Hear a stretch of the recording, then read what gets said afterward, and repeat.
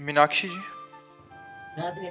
राधे राधे महाराज जी। महाराज जी, हमको कैसे पता चलता है कि हम पूर्व जन्म का फल भुगत रहे हैं या अभी नया कर्म बांध रहा है हमें? नया कर्म तो नहीं, नया कर्म तो आगे मिलेगा। पूर्व जन्म का ही सुख और दुख भोगना पड़ता है। नया कर्म जैसे अभी आप बिहारी जी को 56 भोग लगाओ तो एक बहुत बड़ा पुण्य हुआ, लेकिन हो सकता है उसी समय तुम्हारी जेब कट जाए। हो सकता है कि दूसरे दिन से आपको दुख मिलना शुरू हुए तो आपको लगेगा बिहारी जी के 56 भोग का फल नहीं मिला।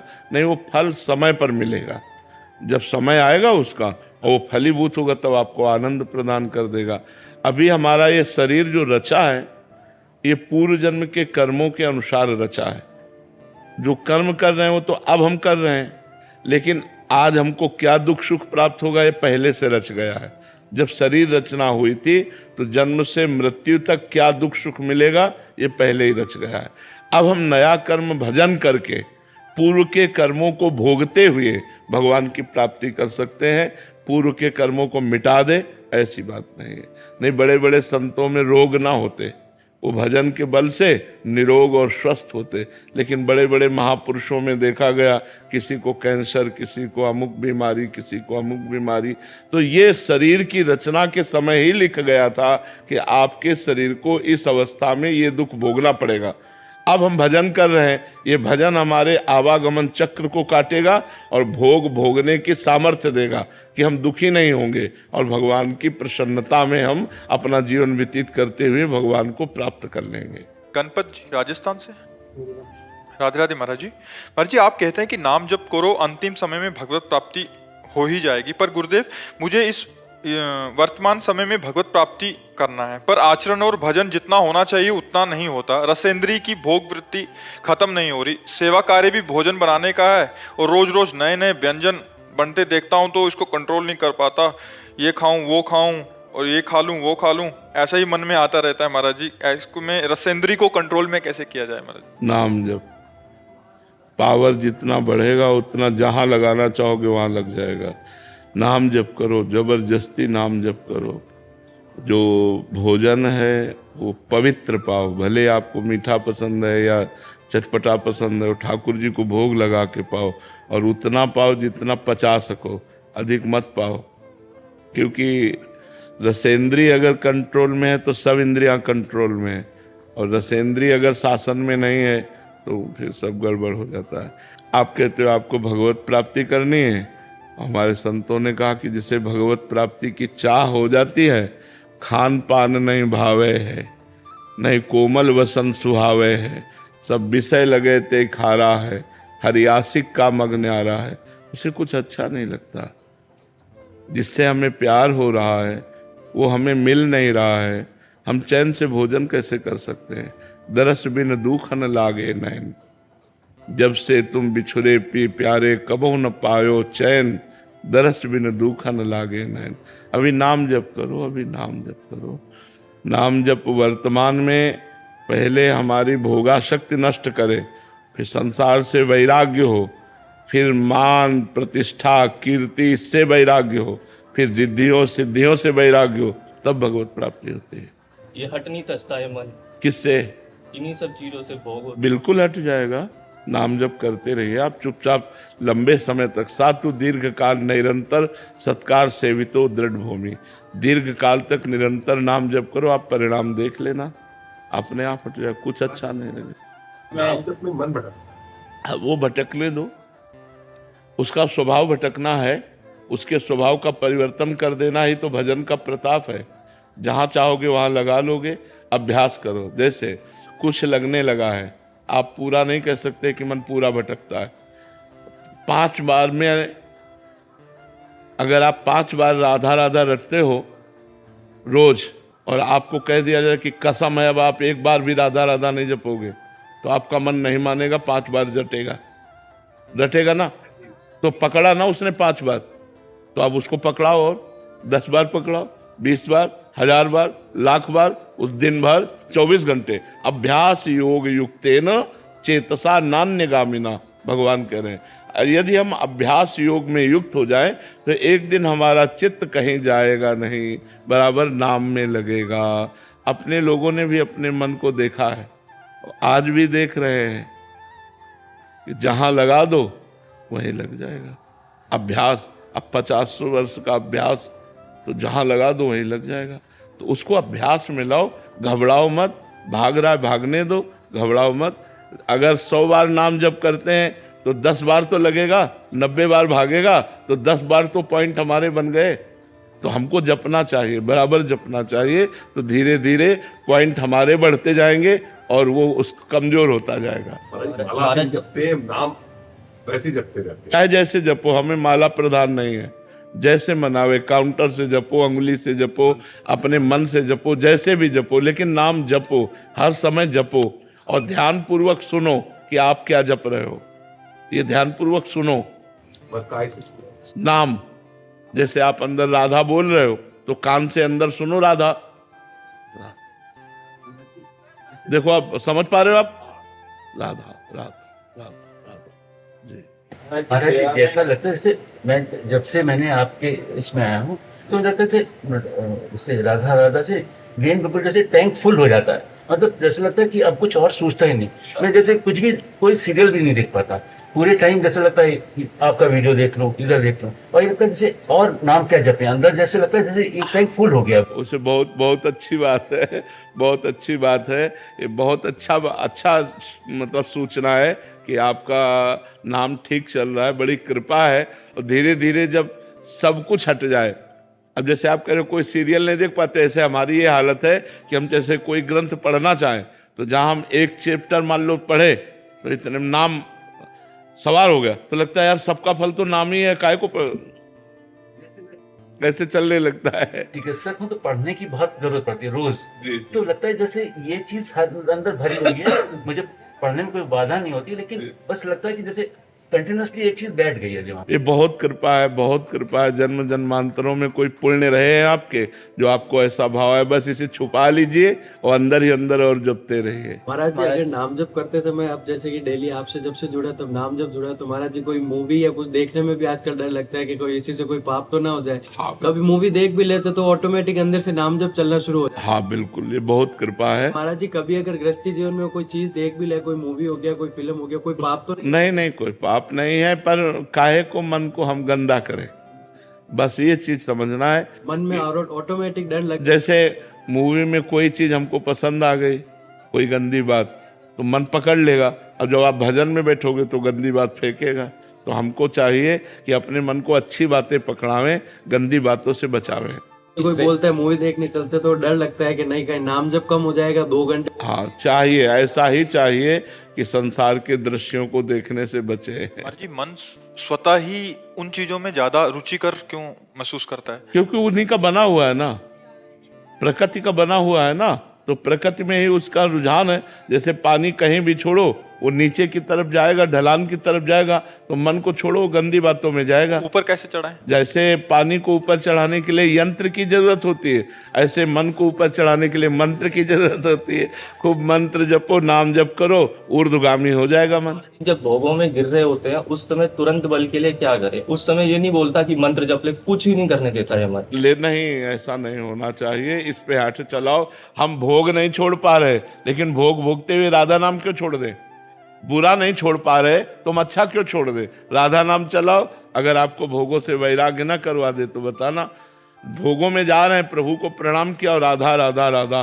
अब देखते हैं, अब भोग नहीं छोड़ पा रहे तो हम राधा राधा क्यों छोड़ दे? और राधा राधा पकड़े रहो, देखो भोग अपने आप शांत हो जाएगा, क्योंकि उनकी सत्ता नहीं है। निखिल जी, राधे राधे महाराज जी। महाराज जी, आपकी कृपा और सामर्थ्य से मैं आपकी बताई बात पे चलने का प्रयास कर रहा हूँ। संसार में सभी को भगवान मानो और सब में भगवान का दर्शन करो, ये भावना हृदय में रखते हैं। इस किसका भावना प्रश्न से है? सब में, लेकिन इसमें एक ध्यान रखना है, व्यवहार में हमारा बर्ताव जो होगा वो भगवान में नहीं होगा, ये दर्शन होगा। पंडिता समदर्शिना न कि समवर्तिना। हमारा व्यवहार जहाँ जैसा होना चाहिए वहाँ वैसा होगा। जैसे एक जैसा व्यवहार नहीं हो सकता कि सब में भगवान है तो हम एक जैसा व्यवहार करें, ऐसा नहीं हो सकता। जैसे गृहस्थ धर्म में हो तो एक स्त्री स्वरूप पत्नी है, एक स्त्री स्वरूप माँ है, एक स्त्री स्वरूप बेटी है, एक स्त्री स्वरूप बहन है। और सब में भगवान है, लेकिन व्यवहार चारों का अलग अलग होगा कि नहीं? एक के पैर छूते हैं, एक को गले लगाते हैं, एक को आशीर्वाद देते हैं बेटी है, और एक है जो हमारी अर्धांगिनी है। चारों में भगवान का हम दर्शन करेंगे, लेकिन व्यवहार बिल्कुल अलग अलग होगा। ऐसे ही हमें देखना है कि जैसे भगवान चोर रूप में आ रहे हैं, तो उनकी पूजा अगरबत्ती से नहीं होगी, डंडे से होगी। डंडा रूपी भगवान से चोर रूपी भगवान की पूजा होगी। भगवान रोग रूप से आ रहे हैं, तो औषधि रूपी, हाँ, तो ये हमको थोड़ा विवेक रखना पड़ेगा कि अब सब में भगवान है। अब जैसे एक संत ने अपने शिष्य से कहा कि बेटा मैं तुम्हें बड़ी गूढ़ बात बताता हूँ, सब में भगवान है, ऐसी भावना करने वाला पुरुष बहुत जल्दी माया से मुक्त हो जाता है। मान ली बात। अब एक दिन एक पागल हाथी आ रहा था, महावत उसको अंकुश में बार बार कर रहा था, कंट्रोल में नहीं था। दूर से देखा, बोले बाबा जी भाग, हाथी पागल है। तो उनका सब में भगवान है। हाथी ने सूंड में लपेटा, उठा के पटक दिया, उनके हाथ पैर टूट गए। अब वो लद के गुरु जी के पास गए, बोले बेटा ये कैसे हो गया? बोले आपके उपदेश से हुआ। बोले आपके उपदेश से हुआ। बोले क्या? बोले आपने कहा था सब में भगवान है, तो हमने हाथी में भी भगवान देखा। हाथी बोले किसी ने कुछ कहा नहीं? बोले महावत तो चिल्ला चिल्ला के कह रहा था। तो बोले महावत में भगवान नहीं देखा?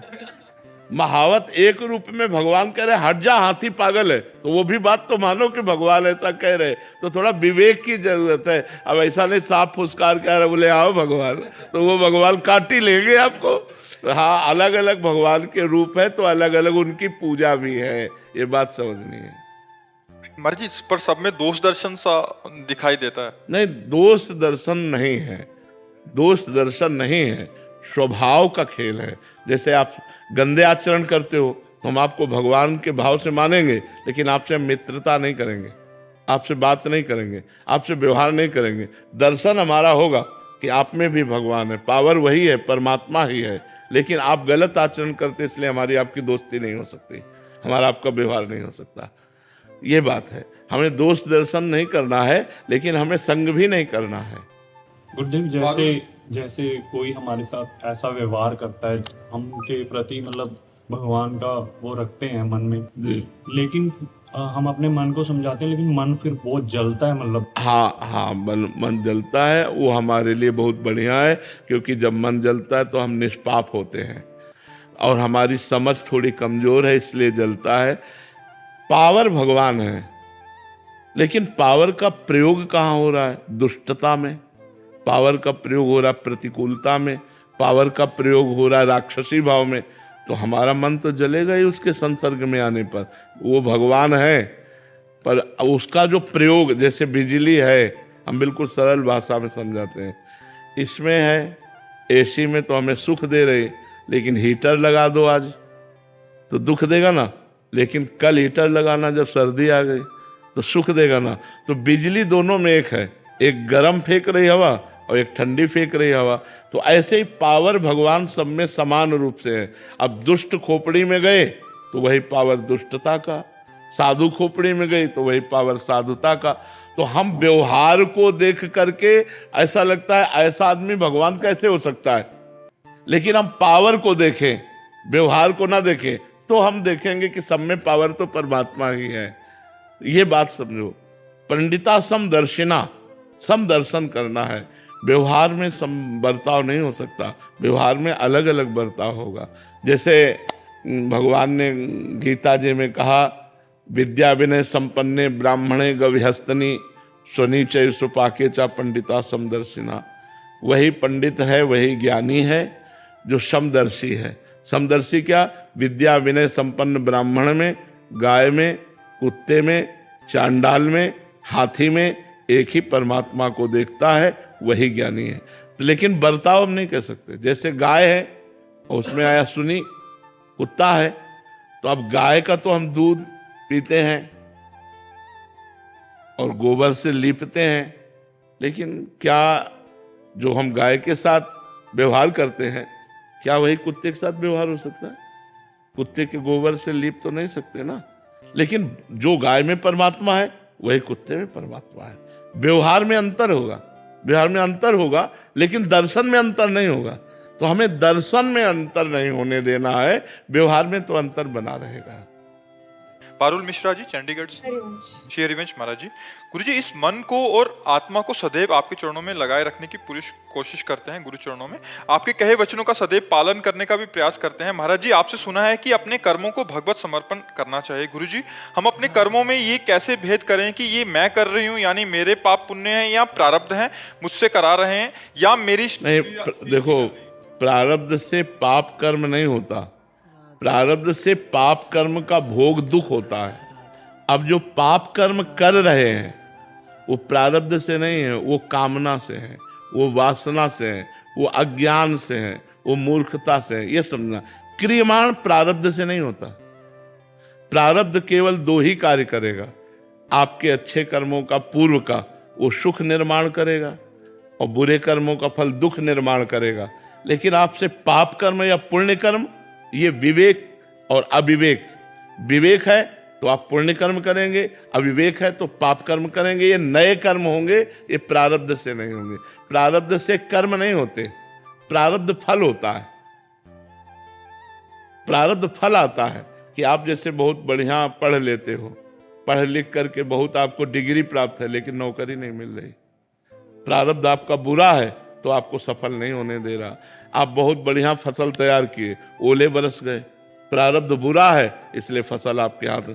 प्रारब्ध फल पर आक्रमण करता है, प्रारब्ध परिणाम पर आक्रमण करता है। नया कर्म जो हमसे होगा वो क्रियमाण होगा, वो प्रारब्ध नहीं होगा। ऋषभ जी पुणे से। श्री हरिवंश। महाराज जी आपके चरणों में कोटि कोटि प्रणाम। महाराज जी यदि आत्मा शाश्वत है, आदि है और अंत से रहित है, तो आत्मा ने सबसे पहला स्वज्ञान कब अनुभव किया और उस क्षण उसने स्वयं को परमात्मा से अलग कैसे पहचाना? वही परमात्मा है तो परमात्मा से अलग क्या? वेद कहते हैं एकोहम बहुश्यामा। उसी आत्मस्वरूप परमात्मा ने संकल्प किया मैं एक बहुत रूपों में हो जाऊं, तो 84 लाख योनियों के रूप में अपने आप को उसने विस्तार किया। अपने आप में, अपने आप से, अपने आप की रचना की, अपने आप से अपने आप का पालन करता है, अपने आप से अपने आप का उपसंहार करता है। अब हम सब अपने स्वरूप को भूल गए, भूल कर देह में लग गए, तो बस फिर जीव हो गए। तब ते जीव भयो संसारी, छूटी न ग्रंथि न भयो सुखारी। वो इसी जड़ ग्रंथि में फंस करके बार बार जन्म, बार बार मरण को प्राप्त हो रहा है। उसकी तिथि तारीख ने किसको पता होगा? उस परब्रह्म परमात्मा के संकल्प को किस तारीख को किया, क्योंकि उसी ने किया ना। अगर कोई उस समय दूसरा होता तो लिखता, वही अपने आप से अपने आप का विस्मरण कराना माया का कार्य है। वही आत्मस्वरूप पर ब्रह्म परमात्मा अपने आप को एकोहम बहुश्यामा, मैं एक बहुत रूपों में हो जाऊं, ऐसा संकल्प किया। और इन रूपों में वही पृथ्वी, वही आकाश, वही सूर्य, वही चंद्र, वही नक्षत्र, वही जड़, वही चैतन्य, वही लोक परलोक, स्त्री पुरुष, सब वही परमात्मा बना है। वासना वासुदेवस्य वासितम भुवनत्रयम् सर्वभूत निवासोस्मि वासुदेव नमोस्तुते। वो वासुदेव अपनी वासना से ही संपूर्ण त्रिभुवन को प्रकाशित कर दिया, अपने आप से अपने आप को प्रकाशित कर दिया, और अपने आप में वो खेल रहा है, दूसरा कोई नहीं। अब ये बात न जानने के कारण हम अपने को दूसरा मानते हैं, हम अपने को दूसरा मानते हैं, अपने को दूसरा मानते हैं। अब ये इसी द्वैत से भय और मृत्यु को प्राप्त हो रहा है। अजर अमर अविनाशी मृत्यु को प्राप्त हो रहा है, बुढ़ापे को प्राप्त हो रहा है, विनाश को प्राप्त हो रहा है। इसीलिए साधना की जाती है कि हम अपने स्वरूप को जान जाएं।